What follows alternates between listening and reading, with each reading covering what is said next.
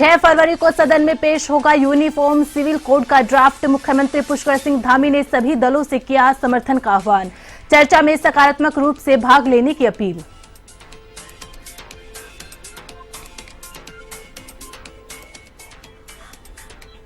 सुल्तानपुर से सांसद मेनका गांधी विकास नगर दौरे पर। हैप्पी होम एनिमल सेंचुरी का लिया जायजा। शेल्टर होम की तारीफ, बोले पशुओं से करे प्रेम।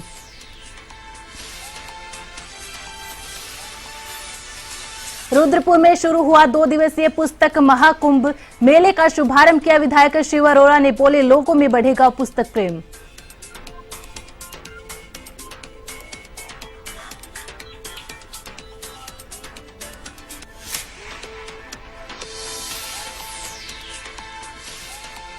विकास नगर में बदमाशों ने हथियारों के दम पर ज्वेलरी शॉप को लूटने का किया प्रयास। पुलिस ने मुठभेड़ के बाद 2 बदमाशों को पकड़ा तो तीसरे को दुकानदार ने मौके पर ही दबोचा।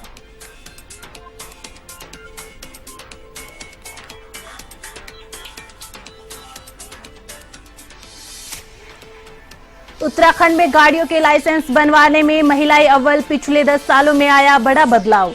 आरटीओ की पहल से महिलाएं हुई जागरूक।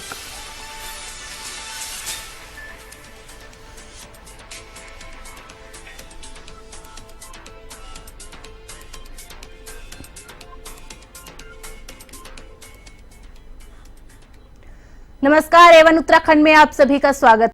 विधानसभा सत्र शुरू हो गया है। सत्र से पहले मुख्यमंत्री पुष्कर सिंह धामी ने विधानसभा में विधानसभा अध्यक्ष रितु खंडूड़ी भूषण से शिष्टाचार भेंट की। इसके बाद सीएम धामी सदन में पहुंचे, जहां निधन प्रस्ताव पर सीएम धामी ने कहा कि आज पूरा सदन दुखी है, कई साथियों को हमने खोया है। वहीं सदन में पूर्व सदस्यों सरवत करीम, मोहन सिंह रावत, पूरन सिंह, कृष्ण सिंह, नरेंद्र सिंह और धनीराम को श्रद्धांजलि दी गई। इस अवसर पर सीएम धामी ने कहा कि सरवत करीम जी का असमय चले जाना हमारे लिए बड़ी क्षति है। वह एक भाई की तरह व्यवहार करते थे। जब मैं विधानसभा सदस्य नहीं था तो वो रात को मिलते थे, हम साथ में टहलते थे, उनकी शेरो शायरी सुनते थे। प्रदेश सरकार की ओर से सदन पटल पर यूसीसी समेत अन्य विधेयक पेश किए जाएंगे। इधर विपक्ष ने भी सदन में सरकार को घेरने की रणनीति बनाई है।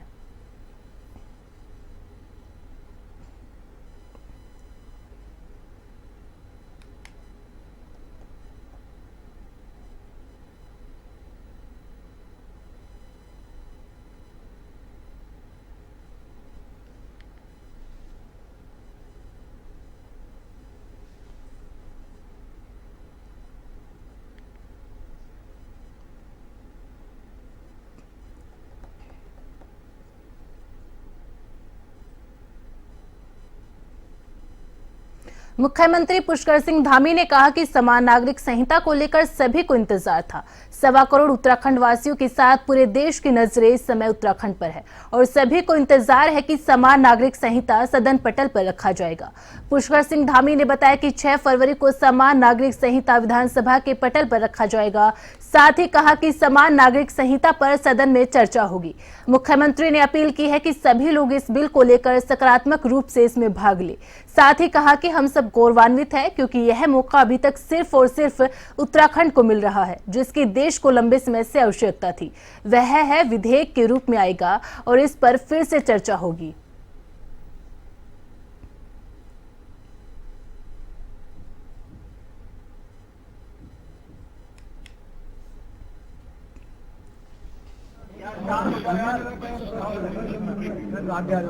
आज से जिस निमित्त इस सत्र को आहूत किया गया है, समान नागरिक संहिता यूसीसी, जिसकी लंबे समय से हम सबको प्रतीक्षा थी, प्रदेशवासियों को इसका इंतजार था और हमारे 1.25 करोड़ केवल उत्तराखंड के लोग ही नहीं बल्कि पूरे देश के लोग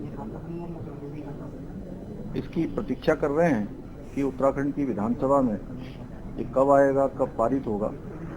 तो बहुत जल्दी हमारी सबकी जो प्रतीक्षा है वो समाप्त हो रही है और कल इसको हम लोग विधानसभा में प्रस्तुत करेंगे और आगे जो विधेयक के रूप में जो औपचारिकताएं होती हैं, चर्चा होती है, वो सभी चर्चा होगी।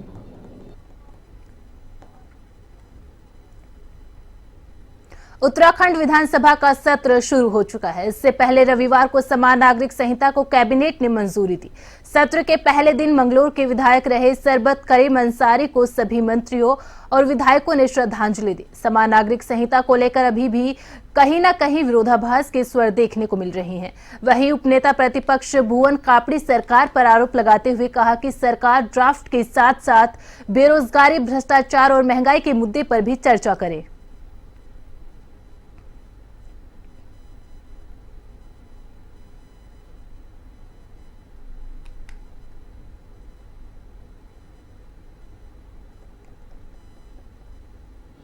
देखिए, यूसीसी का ड्राफ्ट सरकार ला रही है।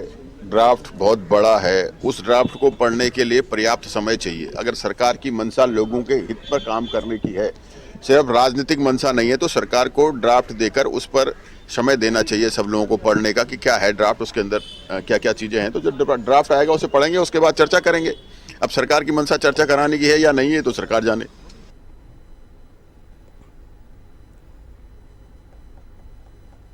देखिए, जहाँ तक यूसीसी का सवाल है, भारतीय जनता पार्टी के घोषणा पत्र में स्पष्ट रूप से था कि सत्ता में आने के बाद हम उत्तराखंड राज्य में यूसीसी लागू करेंगे। अब विपक्ष की जानकारी में है, उसको अध्ययन करने के लिए आज जब उसको टेबल होगा, कल टेबल होगा और उस पर चर्चा होगी, तो आप चर्चा करने में कहाँ नुकसान है, आप करिए चर्चा। और जहाँ तक यूसीसी का सवाल है, राम मंदिर का सवाल है, 370 का सवाल है, ये उनके एजेंडे में विरोध करना।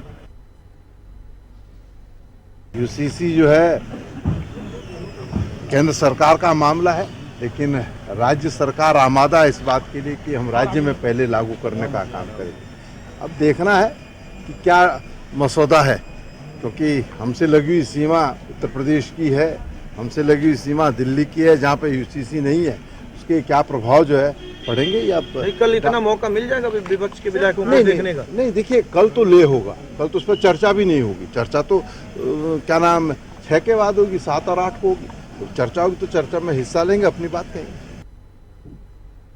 पीपल्स फॉर एनिमल की संस्थापक और सुल्तानपुर से भाजपा सांसद मेनका गांधी अपने निजी कार्यक्रम के तहत विकासनगर पहुंची, जहां पशु प्रेमी गौरी मोल्की के संचालित किए जा रहे हैप्पी होम एनिमल सेंचुरी का जायजा लिया और यहां मौजूद पशुओं की देखरेख और इलाज से संबंधित आवश्यक दिशा निर्देश शेल्टर होम संचालक को दिए। इस दौरान सांसद मेनका गांधी ने कहा, यह शेल्टर होम उत्तराखंड ही नहीं, देश का एकमात्र ऐसा शेल्टर होम है जहाँ इस तरह के जानवरों को रखकर उनकी देखरेख की जा रही है।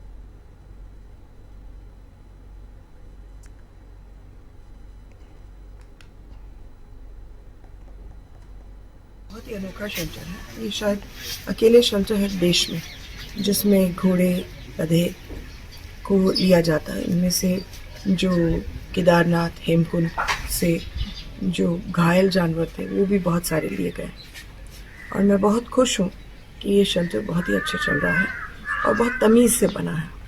मैं धन्यवाद देती हूँ जिन जिन लोग यहाँ रहते हैं और जिन जिन लोगों ने मदद की है। यहाँ के जो विधायक हैं उन्होंने भी बहुत मदद की है, मैं उनका धन्यवाद करती हूँ। उत्तराखंड में होने वाले लोकसभा चुनाव को लेकर समाजवादी पार्टी ने अपनी तैयारियां शुरू कर दी है। इसी क्रम में सपा के प्रदेश अध्यक्ष शंभू पोखरियाल ने लालकुआं पहुंचकर प्रेस वार्ता का आयोजन किया। आगामी लोकसभा चुनाव की सभी 5 सीटों पर अपनी मजबूत प्रत्याशी उतारने की घोषणा भी कर दी है। वहीं समाजवादी पार्टी के प्रदेश अध्यक्ष शंभू पोखरियाल ने मुख्य प्रवक्ता संजय सिंह को बड़ी जिम्मेदारी देते हुए प्रदेश महासचिव बनाया है, जिनसे आगामी लोकसभा चुनाव में जुटने का आह्वान किया गया। उन्होंने कहा कि यदि सहयोगी दलों के साथ उत्तराखंड की 5 लोकसभा सीटों पर गठबंधन नहीं हुआ तो समाजवादी पार्टी अपने प्रत्याशी उतारेगी।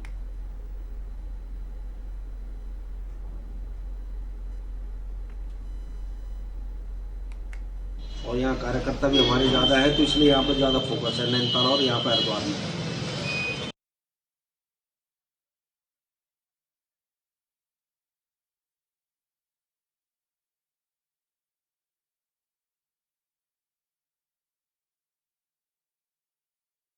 तो हम जो है अपनी कार्यकारिणी को और मजबूत करेंगे, बूथ लेवल तक अपने कार्यकर्ता बनाएंगे और हम धन्यवाद देते हैं अपने प्रदेश अध्यक्ष सम्मानित शंभू प्रसाद पोखरियाल जी का, जो हमें इस योग्य समझते हुए जिम्मेदारी को दिए हैं, पूर्ण रूप से खरा उतरने का प्रयास करें।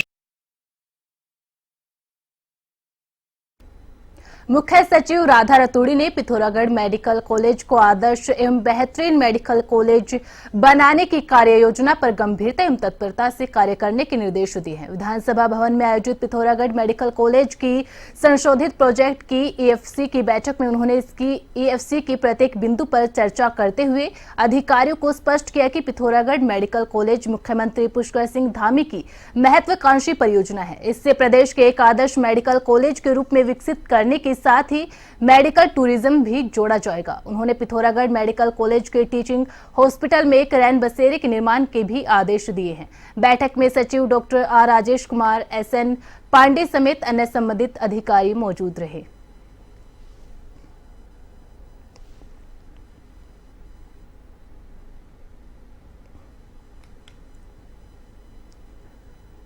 गदरपुर के कंबोज धर्मशाला में राष्ट्रीय योगी सेना के प्रदेशाध्यक्ष डॉक्टर श्री प्रकाश भारद्वाज ने कार्यकारिणी का विस्तार किया है। इस मौके पर डॉक्टर भारद्वाज ने कहा कि गदरपुर में राष्ट्रीय योगी सेवा संगठन को मजबूत कर रही है और सनातन धर्म को आगे बढ़ाने के लिए लगातार प्रयास कर रहे हैं। राष्ट्रीय योग सेवा के पदाधिकारी को भी जिम्मेदारियां सौंपी गई है। भारद्वाज ने कहा कि राष्ट्रीय योगी सेना का उद्देश्य जातियों और वर्ण में बटे हिंदू समाज के लोगों को इकट्ठा करना है और गौ सेवा से संबंधित कार्यों को देखना है।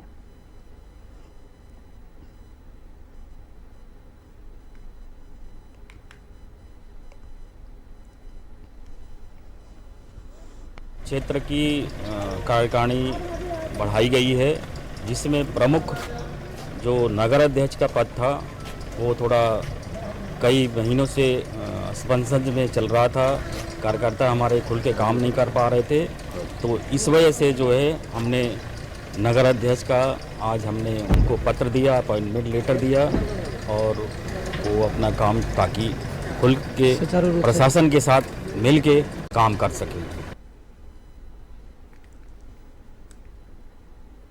सितारगंज पुलिस ने 31 जनवरी को कटगरी मोड़ पर हुई लूट का खुलासा किया है। एसपी क्राइम चंद्रशेखर घोड़के ने बताया कि दोनों अभियुक्तों से लूटी गई सोने की चैन का टुकड़ा बरामद किया है। सितारगंज पुलिस ने दोनों अभियुक्तों के पास से 315 बोर का तमंचा, 2 खोखे, 12 बोर बरामद किए हैं। चंद्रशेखर घोड़के ने बताया कि अभियुक्त गगनदीप सिंह की गिरफ्तारी के लिए वरिष्ठ पुलिस अधीक्षक ने 25,000 का इनाम घोषित किया गया था।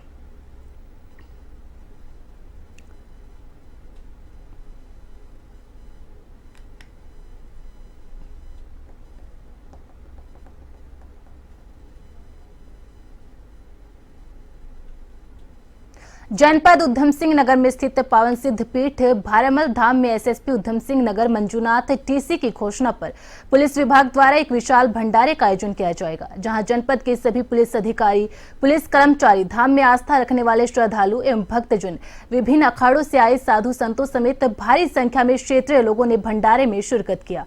धाम में पहुंचे एसपी मंजूनाथ टीसी समेत सभी श्रद्धालुओं ने विधिवत पूजा अर्चना कर बाबा को श्रद्धांजलि दी तथा उनका आशीर्वाद लिया। साथ ही बाबा की समाधि पर चादर भी चढ़ाई। इस दौरान मंदिर पर भजन कीर्तन का भी आयोजन किया गया।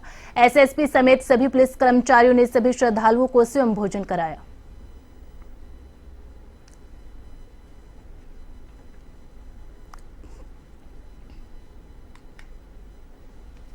बहुत घिनौनी एक हरकत हुआ था, जिसमें बहुत घिनौनी क्राइम हुआ था, जिसमें जो बारामल का जो महंत थे, महंत हरिगिरी जी, उनका और उनके चेला एक हैं, उन दोनों का बर्बरता से हत्या हुई थी। तो बहुत ही मतलब घिनौनी क्राइम था, वो हमारे लिए बहुत चैलेंजिंग भी था। तो उसी समय हमारी पूरी टीम ने पूरा शिद्दत के साथ हम यहाँ पे काम पे लग गए थे क्राइम वर्कआउट करने के लिए। उसी समय हमने एक प्रतिज्ञा लिया था हमारी पूरी टीम ने कि जब ये वर्कआउट हो जाएगा, हम अपराधियों को अपने जगह पे पहुंचाएंगे, तब जो है उसके बाद हम पुलिस परिवार, हम सब लोग मिलकर एक भंडारा कराएंगे करके हमने तभी एक प्रतिज्ञा लिया था। एक तरीके से इच्छा या कामना हमने व्यक्त किया था बाबा बारामल के सामने। तो आज मैं बताना चाहूँगा, पिछले हफ्ते हमारे टीम को बहुत अच्छी सफलता हासिल हुई है। इस घटना में शामिल सभी तीनों अभियुक्तों को हमने गिरफ्तार करके सलाखों के पीछे। हल्द्वानी में ट्रक और स्कूटी की टक्कर में 2 महिलाओं की मौके पर ही मौत हो गई। हादसा ओपन यूनिवर्सिटी के पास हुआ। दोनों महिलाएं शादी समारोह में शामिल होने जा रही थी। हादसे के बाद ट्रक चालक फरार हो गया। टक्कर इतनी जोरदार थी कि दोनों महिलाएं स्कूटी से दूर जाकर गिरी। दोनों महिलाओं को इलाज के लिए अस्पताल में भर्ती करवाया गया, जहां डॉक्टर्स ने उन्हें मृत घोषित कर दिया। पुलिस ने ट्रक को कब्जे में ले लिया है। एसपी सिटी के निर्देश के मुताबिक फिलहाल ओपन यूनिवर्सिटी वाले मार्ग पर भारी वाहनों की आवाजाही पर रोक लगा दी गई है।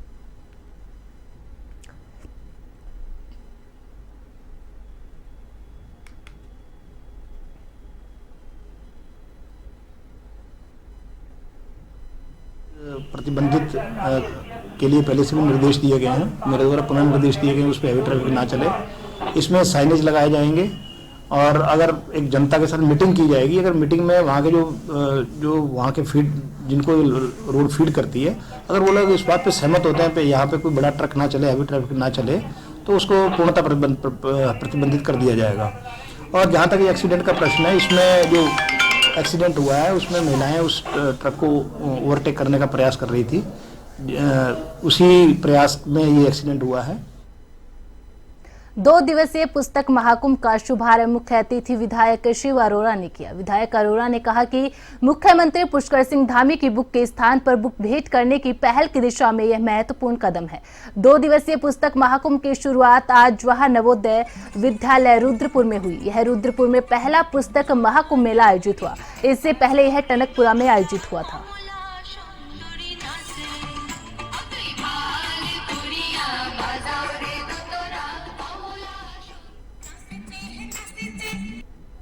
पुस्तक महाकुंभ जिस समय में सोशल मीडिया के कारण से हमारे युवा, हमारे छात्र पुस्तकों से दूर होते चले जा रहे हैं, उस समय पुस्तक महाकुंभ के माध्यम से युवाओं को, छात्रों से पुस्तक से जोड़ने का, विज्ञान है, इतिहास है, हमारी परंपराएं हैं, उनसे जोड़ने का एक बहुत अच्छा प्रयास है। पुस्तक जीवन का आधार है, जीवन मूल्य का आधार। तो इस प्रकार ये पुस्तक जब युवाओं के जीवन में वापिस आ रही तो एक उनके व्यक्तित्व विकास के लिए, देश की संस्कृति को जानने के लिए बहुत बड़ा अवसर मिलेगा। तो मैं इस आयोजन समिति को बधाई देता हूं जो पुष्कर सिंह धामी जी के दिशा निर्देशन में इस पुस्तक महाकुंभ का आयोजन कर रहे हैं। राजधानी देहरादून की महिलाएं सिर्फ घर चलाने तक सीमित नहीं रही। बड़ी बड़ी कारों की स्टीयरिंग थामने में भी महिलाओं का ग्राफ तेजी से बढ़ा है। महिलाएं सिर्फ स्कूटर ही नहीं चला रही, बल्कि कार, जीप से लेकर एसयूवी और टैक्सी चलाने में भी पीछे नहीं है। आरटीओ एनफोर्समेंट शैलेश तिवारी ने बताया कि महिलाओं के लिए विशेष कैंप लगाकर इसकी निःशुल्क ट्रेनिंग भी शुरू की गई थी, जिससे पिछले 10 सालों में ड्राइविंग लाइसेंस बनवाने वालों में महिलाओं का आंकड़ा पुरुषों की अपेक्षा काफी कम रहता था। वर्ष 2020 से इस ट्रेंड में बदलाव आया है। पिछले 4 सालों में महिलाओं ने सब रिकॉर्ड तोड़ दिए हैं।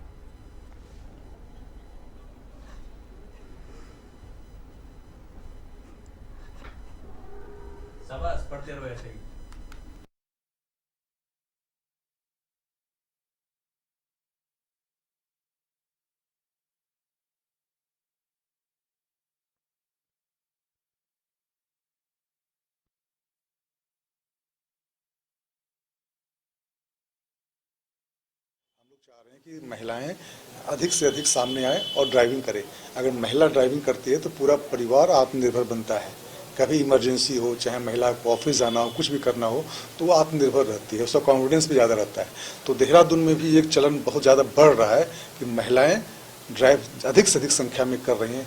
हमारे यहाँ पिछले साल में लगभग 9,000 ड्राइविंग लाइसेंस बने थे। खबर विकास नगर से है, जहां देर शाम 3 बदमाशों ने हथियारों के बल पर ज्वेलरी शॉप लूटने का प्रयास किया, जिसके चलते ज्वेलर्स ने दिलेरी दिखाते हुए एक बदमाश को मौके पर ही दबोचकर पुलिस के हवाले कर दिया। जबकि मौके से फरार हुए दोनों बदमाशों को पुलिस ने मौके से करीब 10 किलोमीटर दूर मुठभेड़ के बाद गिरफ्तार कर लिया है। गिरफ्त में आए बदमाशों से पुलिस ने हथियार बरामद किए हैं। पुलिस के मुताबिक रविवार शाम विकास नगर कोतवाली बाजार चौकी क्षेत्र स्थित राणा ज्वेलर्स शॉप में 3 नकाबपोश बदमाशों ने ज्वेलरी खरीदने के बहाने इस घटना को अंजाम दिया, जिन्हें पुलिस की तत्परता से गिरफ्तार कर लिया गया है।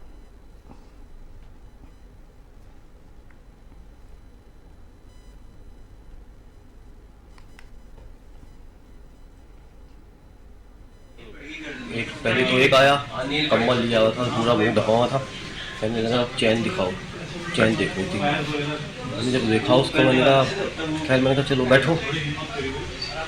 फिर दूसरा भी आ गया, तो उसने यहाँ पे मेरे पिस्टल लगा दी, वो कट्टा जो भी होगा उसके पास निकाल के सब कुछ मार दूँगा बोले। ये राडा ज्वेलर्स जी के यहाँ पर 3 बदमाश नकाबपोश पहुँचे थे वहाँ पर, और इन्होंने वहाँ पर दर्जी शॉप को लूटने का अटेम्प्ट किया, और तत्काल इनके द्वारा जो भी था इन्होंने रिएक्ट किया और एक बदमाश से हाथापाई की होगी। सूचना पर पुलिस भी मौके पहुँची और एक बदमाश को गिरफ्तार किया गया। जो प्राथमिक पूछताछ में जैसी सूचना मिली तो तत्काल पूरे शहर देहात में चेकिंग का अभियान चला दिया, सारे बॉर्डर सील कर दिए गए थे। पूछताछ से पता चला कि गैंग सहारनपुर का है जो लगातार वारदातें ऐसी करता था। इसके आधार पर सहारनपुर से तत्काल वहाँ के एसओजी और सभी से इनपुट लेने के बाद फिर चेकिंग अभियान चला गया। जो हुलिया में मिला था उसके आधार पर सभी टीमें लगातार लगी हुई थी। प्रासन बैराज के पास चेकिंग के दौरान जब ये बदमाशों को रोका गया तो ये वहाँ पर इकट्ठा थे एक खंडर के पास, वहाँ एक खेत के मैदान के पास, और इनके द्वारा फायर किया। खूनी पंजों का कहर पहाड़ के गांव में दहशत बन बैठा है। सरकार कहती है कि गांव की ओर चलो, लेकिन गांव में जंगली जानवरों की वजह से किसी के पिता का साया सर से उठ गया तो किसी की मां का साया सिर से उठ गया। श्रीनगर के ग्लास हाउस में एक बार फिर गुलदार ने एक बच्चे को अपना शिकार बनाया है। यह घटना ग्लास हाउस क्षेत्र की बताई जा रही है। गुलदार के हमले में बच्चे को अस्पताल ले जाया गया, जहां घायल बच्चे ने अस्पताल में दम तोड़ दिया। इस तरह के हादसे आए दिन होते रहते हैं, जिससे लोगों में आक्रोश देखने को मिल रहा है।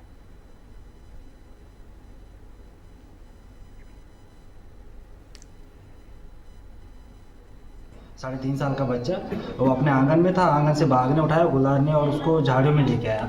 झाड़ियों में सारे लोगों ने हल्ला मचाया, शोर शराबा किया, और उसके बाद बच्चे को ढूंढने में 5 मिनट का समय लगा होगा, और मुश्किल से 5 मिनट बाद मैंने बच्चे को हॉस्पिटल पहुंचा दिया था। लेकिन बच्चे की जो डॉक्टर के मुताबिक बच्चा था, छोटा बच्चा, 3.5-4 साल का बच्चा था, जो घर के बाहर ही खड़ा हुआ था दरवाजे पे। तो बाघ ने घात लगा के उसको खींचता हुआ 40-50 फुट जो है मीटर जो है वो लेके चला गया बाघ। तो वो शोर मचाया, जब माँ बाप ने शोर मचाया, आसपास के पड़ोसियों ने शोर मचाया, तो उन लोगों ने उसे बाघ से छुड़वाया उसे, और 10 मिनट में हॉस्पिटल में आ गए थे, कंबाइंड हॉस्पिटल। तो बहुत दुखद घटना हुई, एक हिस्सू के ग्वाड़ में और एक श्रीनगर शहर में। तो इसी के चलते जो एक मुआवजे की कार्रवाई होनी है, तो नए शासनादेश के तहत 6 लाख की मुआवजे की कार्रवाई तुरंत फॉरेस्ट द्वारा एक्टिवेट कर दी गई है। और दूसरे फ्रंट पे जो है कि गुलदार को पकड़ने की कार्रवाई हम लोगों ने जो है ग्वाड़गांव में 2 पिंजरे लगा दिए हैं, और हमें मुख्य वन्यजीव प्रतिपालक से उसको ट्रैंकुलाइज करने की भी अनुमति मिल गई है। इसी तहत जो है श्रीनगर में भी हम लोग तुरंत पिंजरे लगा देंगे, और इस बाघ को जितना जल्दी हो सके उतना जल्दी हम लोग इसको पकड़। लोकसभा चुनाव से पहले राष्ट्रीय रीजनल पार्टी उत्तराखंड के प्रदेशाध्यक्ष राजेंद्र पंत और पार्टी के राष्ट्रीय संरक्षक सुरेश चंद्र जुयाल ने दर्शन सिंह रावत को पौड़ी जिलाध्यक्ष बनाया है, और अब ब्लॉक स्तर पर कार्यकारिणी का गठन करने की तैयारी की जा रही है। राष्ट्रीय रीजनल पार्टी के राष्ट्रीय संरक्षक सुरेश चंद्र जुयाल ने अंकिता हत्याकांड पर सवाल खड़े करते हुए सरकार को आड़े हाथ लिया और आरोप लगाया कि सरकार दिवंगत बेटी को इंसाफ दिलाने के बजाय उन लोगों का उत्पीड़न कर रही है जो केस की पैरवी कर रहे हैं।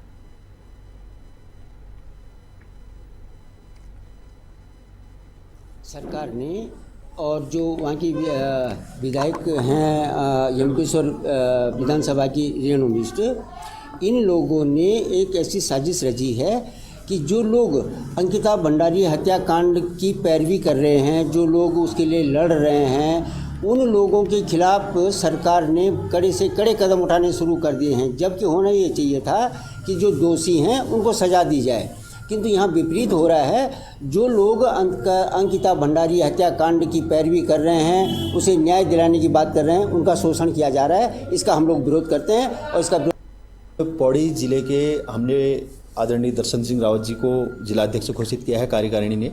कल कार्यकारिणी की कोर कमेटी की बैठक में इनको नियुक्त कर दिया गया था, आज इनको पद मिल गया है। मैं इनको बहुत बहुत बधाई भी देता हूं। बाकी हम बहुत जल्दी ही पौड़ी की संपूर्ण ज़िले में कार्यकारिणी ब्लॉक से लेकर के तहसील से लेकर के गांव तक जाने में अपने संगठन का निर्माण करने के लिए प्रतिबद्ध हैं। और बाकी आप देख ही रहे हैं, और हमारी राष्ट्रवादी रीजनल पार्टी लगातार क्षेत्रीय मुद्दों पे काम कर रही है, और हम इसी तरीके से संगठन विस्तार करते हुए अपने क्षेत्रीय। ऋषिकेश के श्रीदेव सुमन विश्वविद्यालय में छात्र संघ ने प्रतिभा सम्मान समारोह कार्यक्रम का आयोजन किया गया, जिसमें बतौर मुख्य अतिथि के रूप में कांग्रेस प्रदेशाध्यक्ष करण माहरा और पूर्व कैबिनेट मंत्री हरक सिंह रावत पहुंचे। दोनों अतिथियों ने कार्यक्रम का शुभारंभ दीप प्रज्वलित करके किया। इस मौके पर प्रतिभाशाली छात्रों को सम्मानित किया गया। सम्मान पाकर छात्र काफी खुश नजर आए। कार्यक्रम में छात्रों ने सांस्कृतिक कार्यक्रम की प्रस्तुति देकर समा बांध दिया।